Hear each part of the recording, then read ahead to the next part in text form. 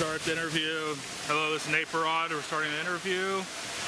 And can you please tell me your full name, date of birth, and where you were born? Puteți să-i spuneți numele dumneavoastră complet, când ați fost născut și unde? Da. Am fost născut în anul 1921, pe ziua de 29 iunie. Deci 29 iunie 1921. Am trecut de 97 de ani. 21 of June 1921. So he is now 97 years old. Da, mai departe. Am făcut liceul teoretic, secția științifică, pe care l-am terminat în 1941. He studied the scientific department in his high school. Okay. Da. Pot să spun de la început You can say it from the beginning that că bunicul meu his grandfather a fost militar was a military man la domnitorul Cuza. To a ruler here in Romania, Cuza, Alexandru Ioan Cuza, was a ruler here, well-known ruler in Romania.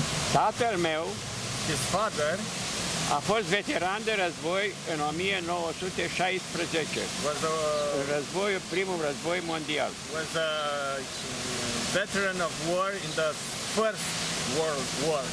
Okay. Și a luptat în armată, fought in the army, militar activ încă până în anul 1946. And was an active military till 1946, also the Second World War. Deci, în 1941, când am terminat eu liceul, el era militar activ.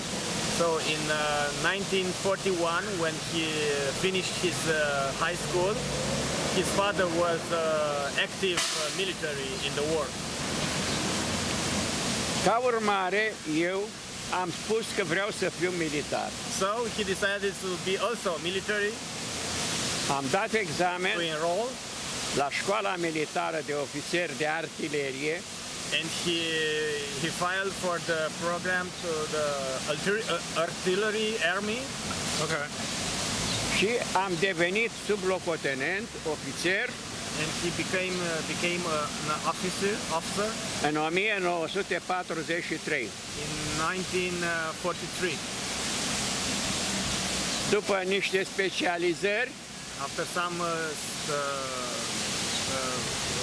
specialization, așa, further education, am fost trimis pe front în est, la bolșevici. He was sent on the Eastern Front. Okay. In Russia, in USSR. Da.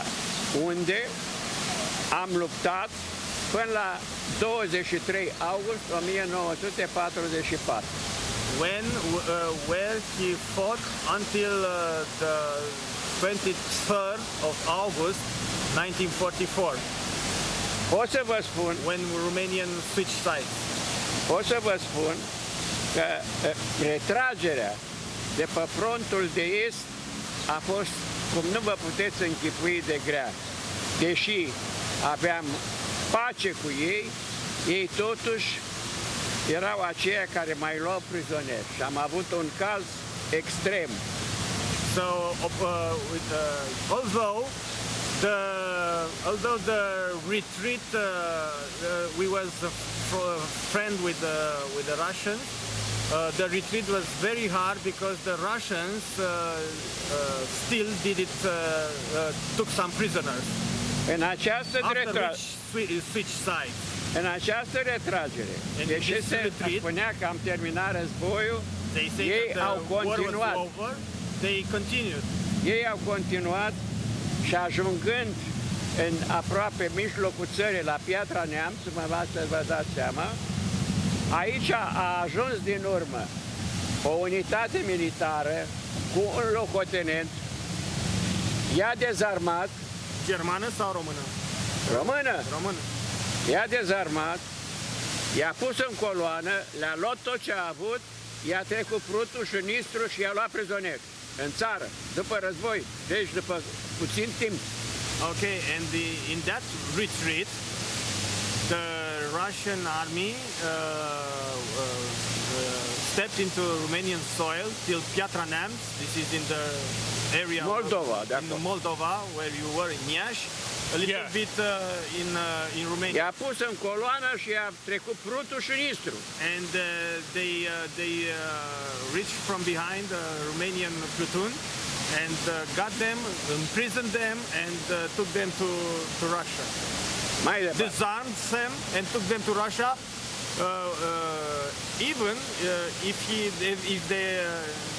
they were partners, they were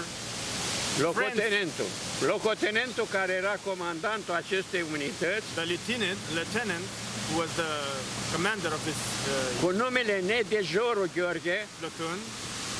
Joru Gheorghe was his name. Okay. Of this lieutenant. a făcut greva foamei,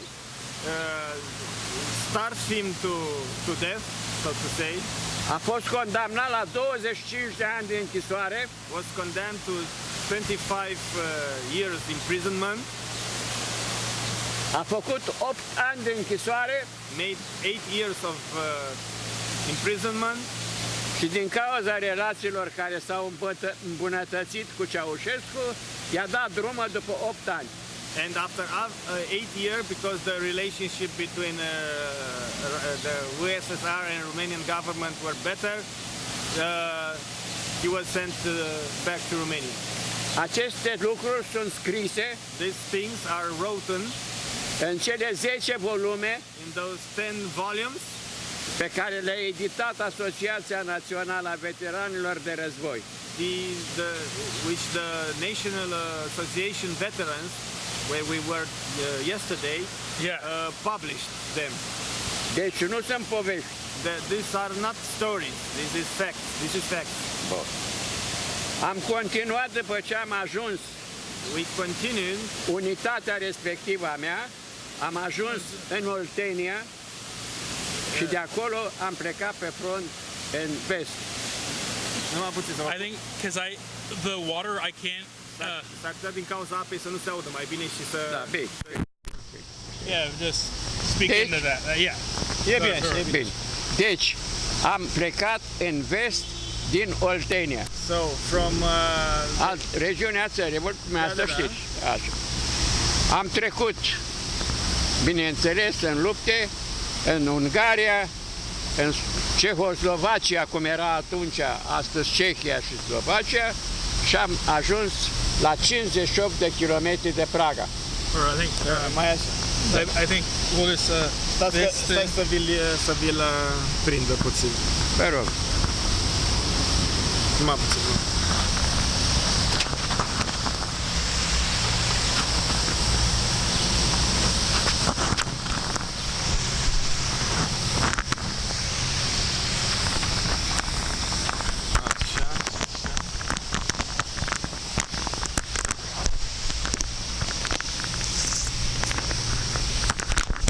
Îl pun aici?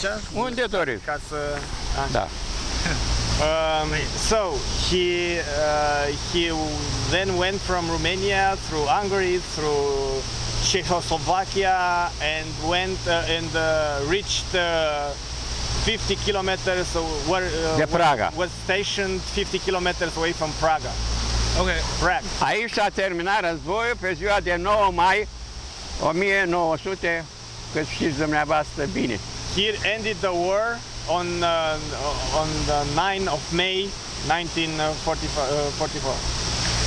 N-am să povestesc despre vitejia mea pentru că este scrisă în cărțile respective. Am de spus următorul lucru însă. He doesn't want to speak about his heroic facts because all these things are in those books, Ia, detailed in those books. da. În ziua de 9 mai But in the day of 9th of May, ziua victoriei, the Victory Day, mă găseam, cum am spus, la 58 de kilometri de Praga. he was 50 kilometers away from Prague. Era ora 9 dimineața. It was 9 a.m. Ni s-a comunicat că s-a terminat războiul, dar să nu părăsim pozițiile. We was told not that the war was over, but not to leave the station, the ground. La ora 5 după masă, At 5 p.m. în nebunia lor, nemții încă trăgeau. in their insanity, the Germans were still shooting. Eram la pământ, cum se zice, cu cască, cu mască, cu tot ce era echipamentul de război. We were on the ground, lay down on the ground with all the equipment and Da. Și la 5 după masă a trecut pe aici. at 5 p.m. one bullet is A zburat casca, his helmet was A fost- thrown away, acoperit de moloz, de pământ ce era, și la sergentul major al meu, că eram sub locotenent, un obuz sau un glonte?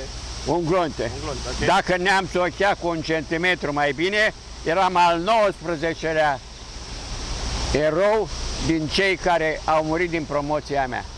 So 1 centimeter, a little bit towards him, and he would have been the 80th victim of his company. And was that Germans that were shooting at him? Și germanii trăgeau, nu?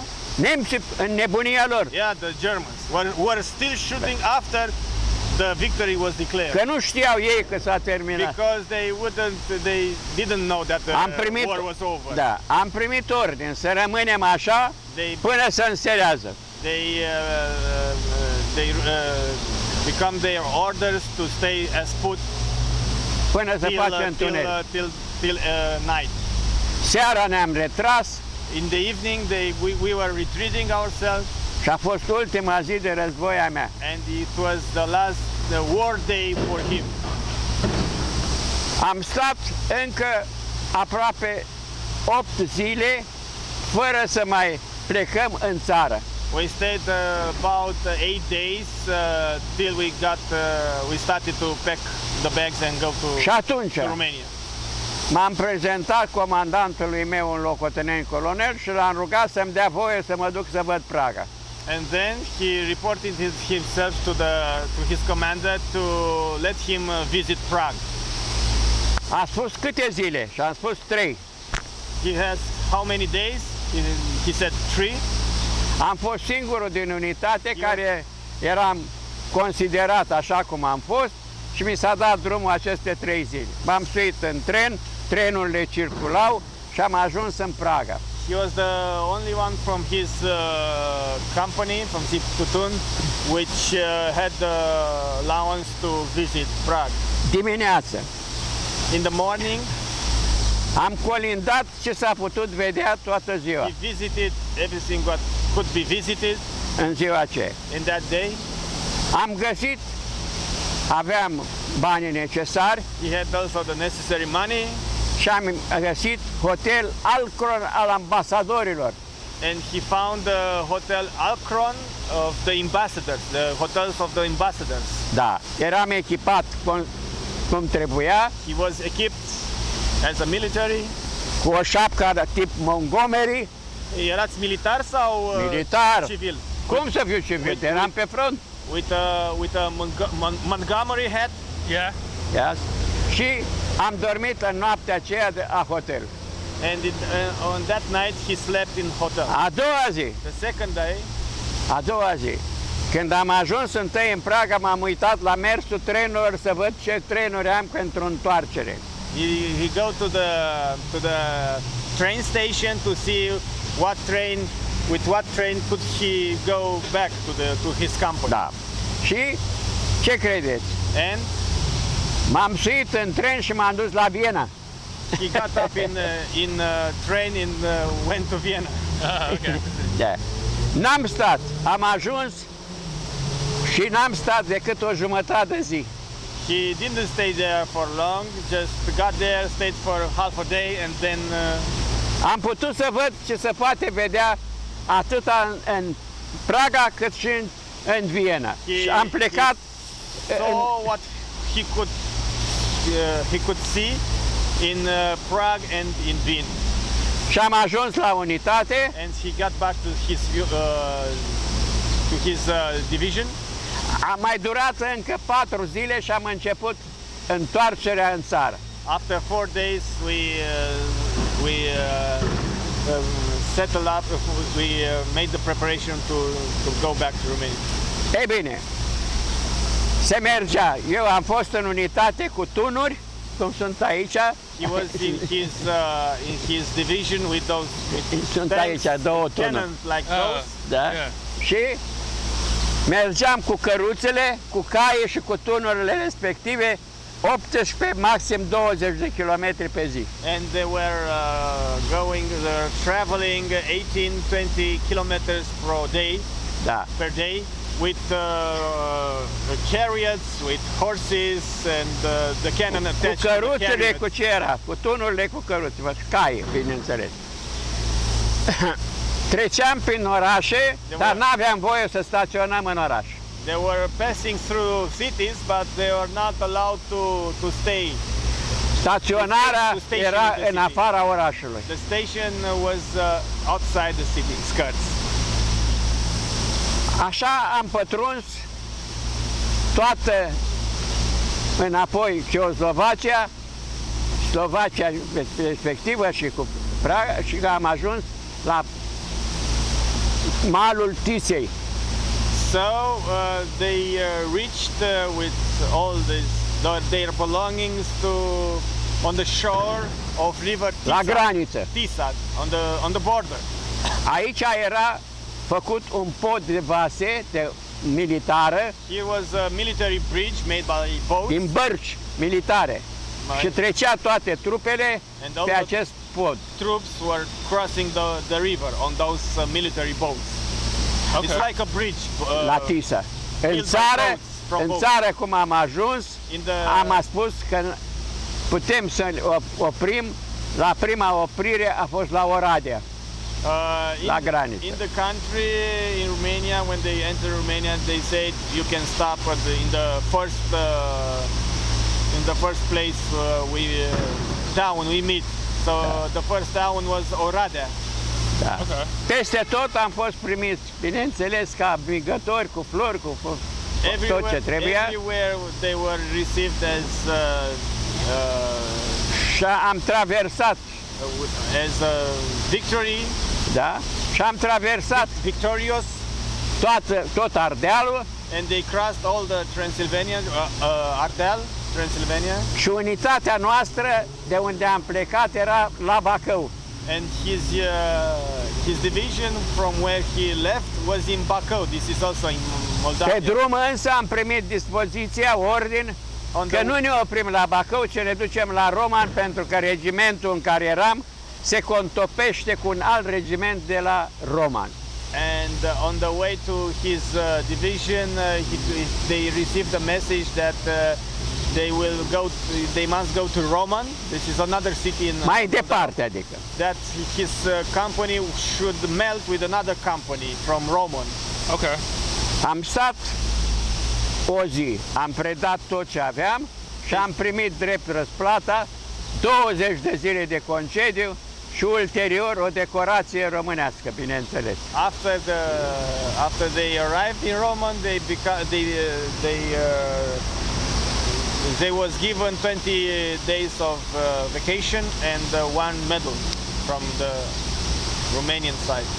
M-am întors la Roman, I came back to Roman after the vacation. am stat numai o lună de zile, I stayed for 1 month. am fost trimis la un curs special ca să cunosc tot armamentul care îl are armata la București. I was sent to Bucharest to learn about all the weapons that Romanian army is using, Chiar și tancul, even the tanks. și după aceea And afterwards, m-am întors I came Și- back. am întors și n-a durat foarte mult It și am didn't fost last mutat. any longer, and I was moved Unde? În Ministerul Apărării Naționale, în centrală. In the Ministry of Defense. Okay. He took a position in the Ministry of Defense, În forul principal al armatei. in the main army forum. Nu am stat decât, I didn't stay there, but just only for nu am stat decât, repet, 3 ani de zile. 3 years. După Ok. 3 ani de zile, eu în timpul ăsta m-am căsătorit. After 3 years, he got married. Soția mea era studentă în anul 4 la facultatea de litere, secția de franceză. And his wife was in the last year Franceză. in the French study. Okay. Bun. Și atunci eu am spus And then he said că mă duc la Politehnic. he wants to make the Polytechnic, the Science University, Da, to follow the Science University. da. Nu puteam să fac Academie Militară, He wasn't able to do the military academy deoarece am because detestat, ăsta e cuvântul, comunismul. he hated. This is the Și nu se primea decât- communism. Yeah. Decât cei care sunt înscriși în partid. And only those who were enrolled in the party, in the Communist Party, had the possibility to follow the military academy. Așa. Ca urmare m-am dus și m-am îmbrăcat civil și m-am dus la Politehnică, la Gara de Nord, acolo e clădirea roșie, dumneavoastră poate o știți pe dreapta. Politehnica civilă. Da, he Îmbrăcat civil. dressed up like civilian and went Am dat examen. to the Polytechnic University, made an exam there, Și am, Give an exam și am reușit la Politehnic. and got through it. Okay. Can I ask some questions about the war? When was the first time he saw a battle? Vreau să vă pun o mică întrebare despre război. Când este prima oară când ați participat la o bătălie? Imediat cum am intrat în foc și în stânga și în dreapta, permanent am avut de bătălie. Adică în anul 1943, la sfârșitul anului, și pe urmă continuarea până la 9 mai 45. So, until 9th of May 45, from year No, Mai late 45. year 1943, Yeah. when he entered the military, joined the army, he had battles round the clock.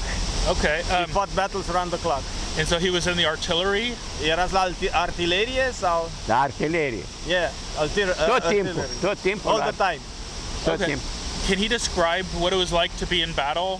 Puteți să descrieți puțin cam cum era așa în luptă sau eu știu cum momente așa Este foarte greu ca să descriu, pentru că a fost atâtea lupte și atâtea fapte, încât este ceva care pentru mine este o aducere aminte foarte grea. It is hard for me to remember that because there were so many fights and so many things that happened. Că au fost zeci de lupte permanent. Tens of battles that I fought, and it's hard for me to remember exactly. Primul lucru care m-a impresionat în Ungaria, nu, eram în luptă și a trecut pe lângă noi un furgon, știți, ăla, o căruță care este înaltă așa și plină de morți înghețați.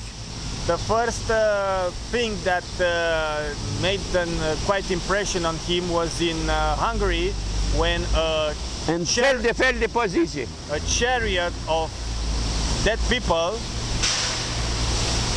was passing by with dead people in every position. Și în clipa aia am zis, oricând pot să fiu și eu la fel. And in that moment he said, this is something that in any minute I can also be in. Da, Yeah. Or not experience because da. Mai departe. Am ajuns inginer după 5 ani, fiind militar, after 5 years he became an engineer, being military, și am lucrat după aceea and he tot timpul worked all the time în construcții, in constructions. proiectare, Proiecte. proiecte pentru armată, For pentru the armă. army. Okay. Și asta am lucrat până în anul 1981, Till 1981. de la terminarea Politehnicii. From the end of his studies, university. Am terminat cu artileria în momentul când am dat examen la Politehnic. He ended his military career in the moment when he studied in Politehnica. Așa. Trebuie să vă spun că am lucrat până în 81 ca militar activ, așa. N-am vrut să fiu comunist, am ajuns gradul de colonel fiind fără partid. He reached colonel, Yeah. like the great colonel, and without being activist party member. Okay. Mai departe. Terminând cu armata, Ending with the army, după 2 săptămâni after 2 weeks, am fost solicitat la Institutul de Proiectări pentru Comerț.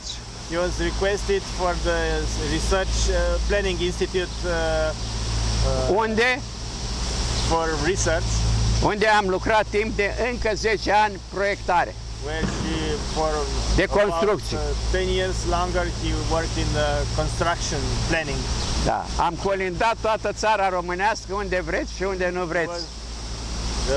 He was all over Romania. All right. I have a question. So did he fight in Ukraine in 19? So he entered the war in 1943, and he fought with the German army, Deci right? ați luptat și cu armata germană împreună, pe frontul de est. Da? Yes? Yes. But what countries did he fight in with the German? Unde ați luptat împreună cu nemții în est? În Ucraina? Până în Ucraina. Până în Ucraina. Puțin că eram tânăr, războiul începuse de mult.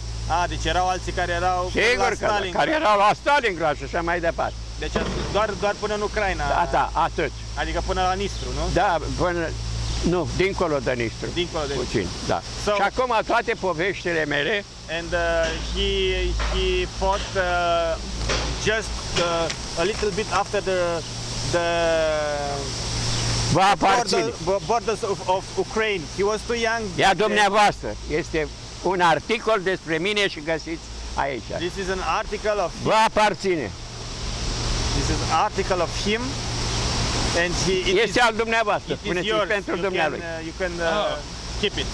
Thank Și you. acum am să vă arăt din poveștile mele. And now he will tell about something of his stories. Este certificatul tatălui meu This is a de când a certificate făcut școala primară. of his father when he made the elementary school. Vedeți dumneavoastră. Și el a fost în 1800, născut în 1886, a făcut școala primară și ăsta e certificatul lui de terminare a școlii primare. So- Și aici scrie, citiți dumneavoastră, jos de tot ultimul rând. Drept care îi se eliberează prezentul certificat Da? la necesitatea până la obținerea Așa, unui certificat în locul da. Câți elevi erau? Pune mai sus. 5 elevi. A fost 7 elevi și el a fost primul. In his school, in his classroom, there were like 7 people, Da. pupils. Asta e altceva, pe dosi cu 7 școală. pupils.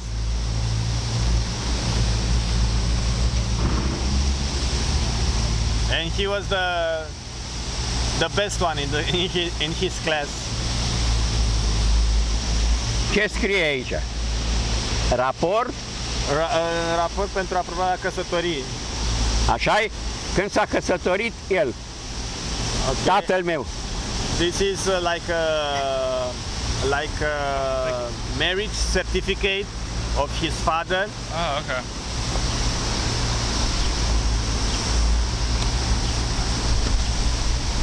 Oh, pardon. Merge până aici.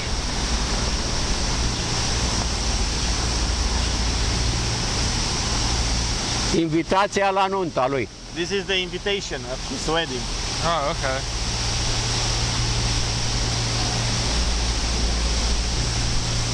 Tatăl meu His father și mama mea. and his mother. Are o sabie aici. Vedeți? There's a sword there. Yeah. Ia, această sabie This sword este din 1910, is from 1910, fabricată în Spania made in Spain, și eu o am. and he has that sword still. Oh, okay. Very nice. Very good. Foarte frumos, foarte Da. interesant. Sabia este o valoare, că a fost fabricată în Spania. Se cheamă Toledo. This is a Toledo sword. It Oh, was okay. made in Spain and it has a nice value. Sunt very good, unice. yeah. Eu, They în are 1000, unique. când au venit comuniști în țară, în 1945, In 45, when the communists came into our country, ofițerii purtau the officers were wearing sabie din asta permanent. one of these swords, Și, și după caz și pistol. permanent, and a pistol also. De atunci nu s-a mai dat și s-au predat toate pistoalele și toate săbile. Eu unul n-am vrut să predau sabia și o am și acum. And from that moment, all the officers should bring his pistol and his sword and deliver it into the party. Okay. So they were obliged to do that, but he didn't do that. Da. Ea are, He took his sword and Yeah. didn't give it. sabia are doi ochi la vultur, are un vultur The cu sword doi ochi care has an- sunt două rubine. has an eagle with two eyes that there are rubins. Rubies. Rubies. Rubini, Oh, da. I have a question with what. So what did he say with the areas he fought with the German army? What areas did he say? In what areas did he fought? Yeah, with the German army. În ce zone sau în ce localități ați luptat împreună cu nemții pe frontul de est? V-am spus că am trecut dincolo de Nistru, doar numai atât că s-a terminat războiul. Yeah, he fought mostly here in in the Republic of Moldavia and didn't cross over the Nistru, the river Nistru. Okay. So he didn't fight in Ukraine with the German army. Elevul în școala militară aici sunt, eu. He's a pupil student in the military school. Dar unde ați luptat cu ei? În Republica Moldova? Acum, în Moldova noastră? Da. Wait. So is this? I have to adjust the camera again. Hold on. That's why I couldn't put. Okay. So is this him? Yeah. Elevul în școala militară. Eu. Student in the military school. În 1941 până în 1942. From 41 to 43.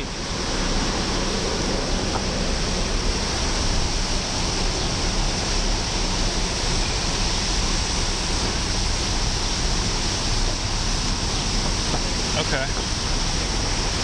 He fought along the German, Aici în școala militară. Aici sunt eu, unde e punctul alb. where the black white dot is he in the military school. Oh.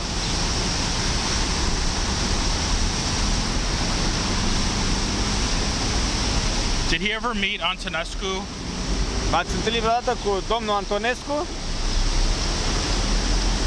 Mareșalul? Da, la Yes. 1943, a 1 iunie. In 1st of July 1943, Când am fost făcut sublocotenent. when he was made sub-lieutenant. Aici tot în școala militară, aici eu la tun. Here in the military school with the cannon.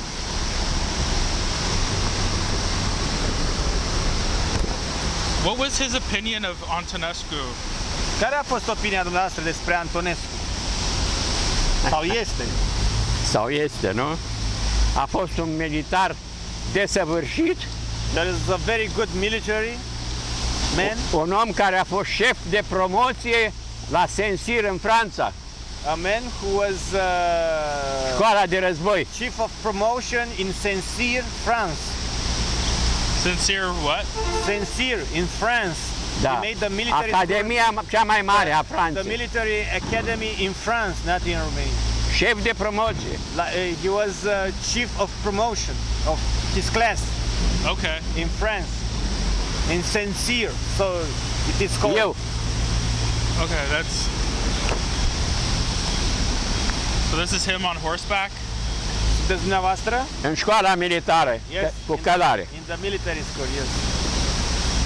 So he fought, when he fought with the German side, it was mainly in Moldova and Romania, or Deci a fost că mă întreba ceva, mă întreba mine ca să lupta mai mult în Moldova sau Moldova românească sau Moldova acum, Republica Moldova, sau în ambele. În ambele. In the both, also in the Romanian Moldavia, also in the Republic of Moldova. what about Ukraine? Did he fight in Ukraine? No, he didn't get over the borders Okay. Eram prea tânăr. because he was too young and the war was over. Not over, but they switched sides. What was his opinion of the German soldiers? Care era opinia noastră despre soldații nemți cu care ați luptat împreună? Împreună, nu-i Până așa? să schimbați... Da. Erau, toți nemții au fost, pot să spun la fel, niște oameni dârși, luptători buni, nu se poate spune că nu, însă concepția respectivă a greșit-o de la început Hitler. Dar ei ca oameni erau cu dumneavoastră prieteni, sigur adică că, nu, sigur, da. erau respectoși. Da, sigur că da, nu. They say that the German people was very good educated, Da. Almost the majority of them, and they were also respectful with the Romanian comrades and also had a good attitude. Yeah, it's a pity that the reason why they started the war was wrong, but Sigur. in the rest they were Da. good people. Ca să știți că nu v-am spus povești cu Praga, cu hotelul, asta e chitanța originală de la hotelul din Praga. This is the original receipt from the hotel in Prague. Original. Ați văzut cum am putut păstra.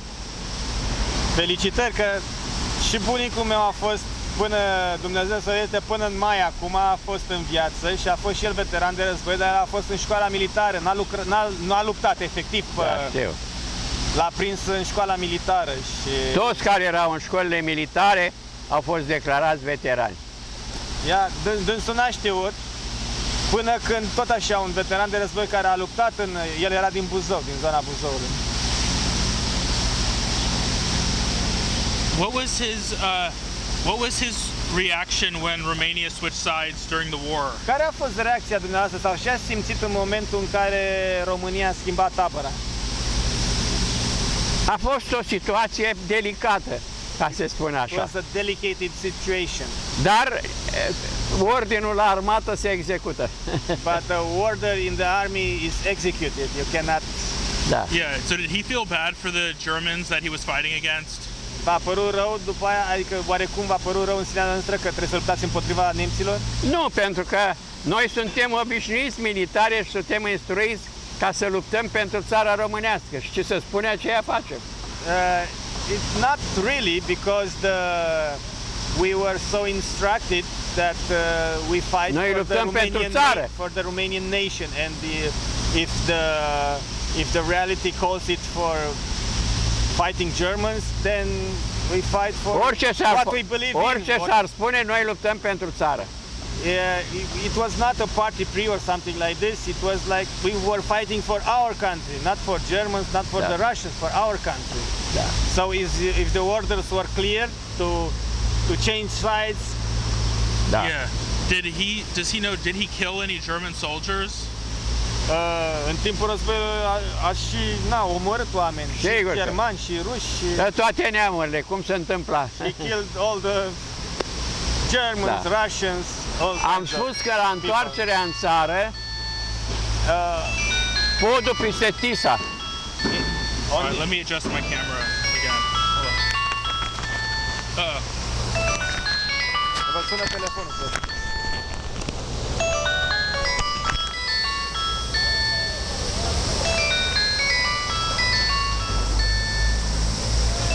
This is the bridge on the river Tisa. When he came back in Romania. Oh, okay. This military ships Uite, am pus. bridge. Mai sună. Stați până aici.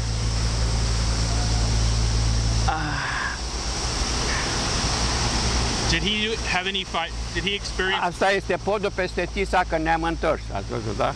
Did he experience fighting in Transylvania? Numai o clipă, vă rog, să-mi dați voie să dau un telefon. You can make a small pause if he wants to make a pause. Okay.